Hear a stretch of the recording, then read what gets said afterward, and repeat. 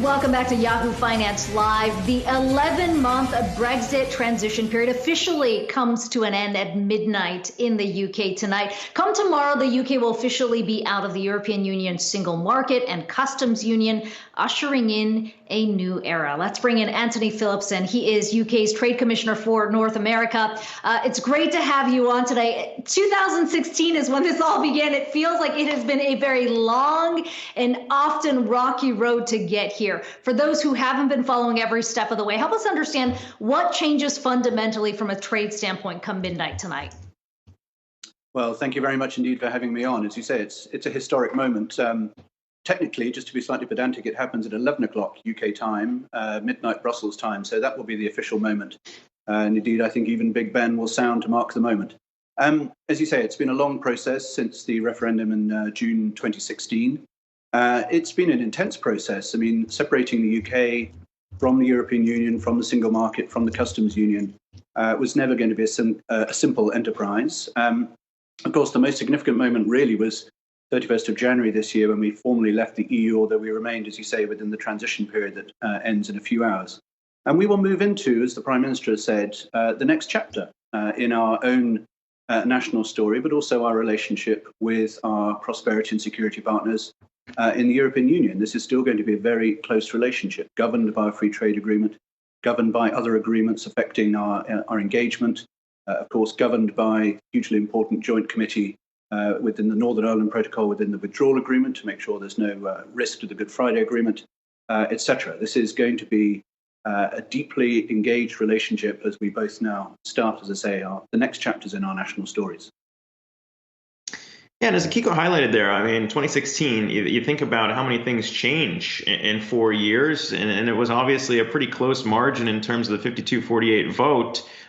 We've been hearing stories from a lot of business owners out there who might not be happy with the way things are going, maybe seeing unforeseen business implications to their own businesses because of this. What's your estimation, or what are you hearing from a lot of people who may have voted for it and maybe thinking twice about that now as we see this deal going forward?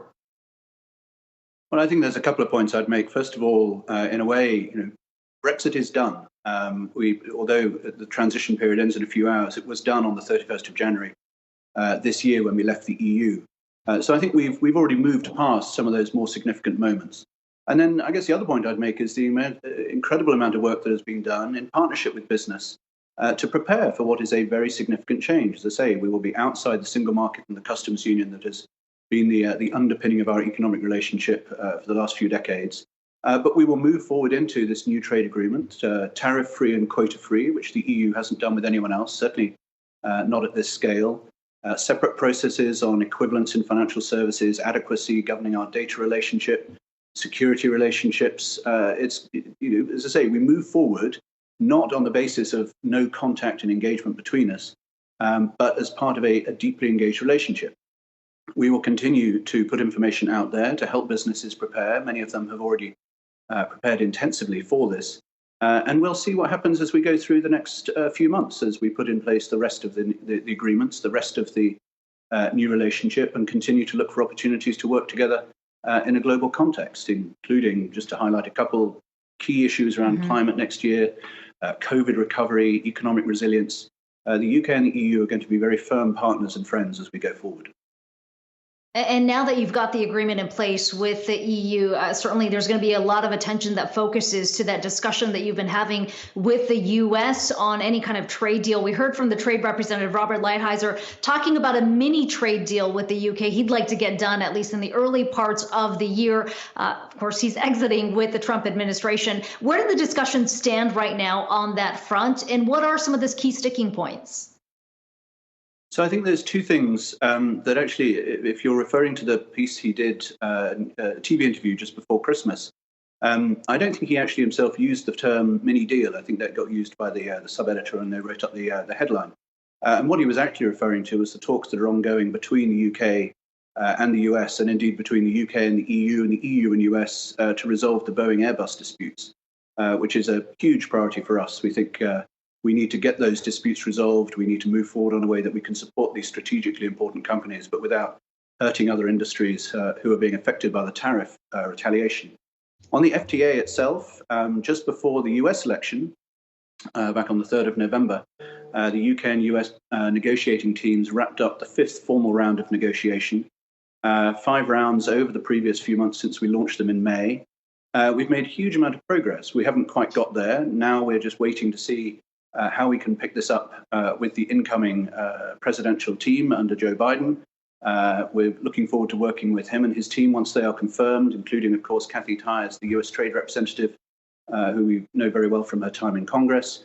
And we will aim to position that FTA as an important part of the UK and US's approach to COVID recovery, coming back, building back better, building back stronger from this pandemic and economic crisis that, of course, is not over yet. So that's where we see the FTA now, and we will look to pick that up as quickly as we can with the new administration after the inauguration in 20 or so days.